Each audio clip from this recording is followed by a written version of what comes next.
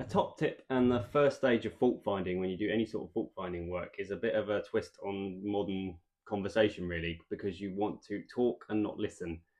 What tends to happen is you'll go into a fault finding situation and customers will start telling you all about it, all the things that have happened, and they tend to, obviously not knowing fully what the situation is or how necessarily how electrics work, they will sort of mention anything that might be what they think is relevant.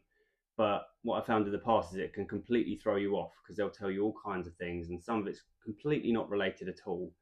But as soon as you get it into your mind, you will start following that train of thought, and it can waste your time. It can start leading you down paths that you don't need to be going in, and completely wasting time on the job that you're on.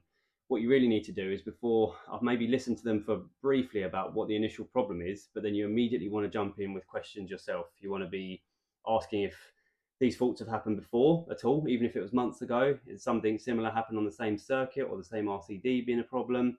What's the weather been like when it's been, if it's been a recurring problem? Has there been bad weather at those particular times? Has it been, on the evening of a heavy rain? Because that's always a massive indicator. Things like that for external electrics. Have they had problems with rodents? Have they had any recent work done? Anyone hung any pictures? There's all kinds of things that can result in cable damage, circuit faults, appliance problems. Yeah, have they had a new appliance recently that they've plugged in all of a sudden, or an old appliance that's been playing up?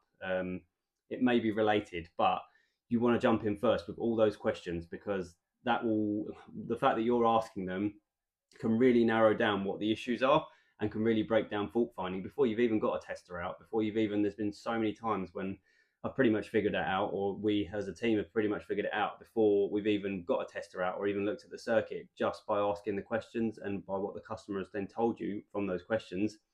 It can massively get you a head start on these jobs, or at least sort of send you in the right direction.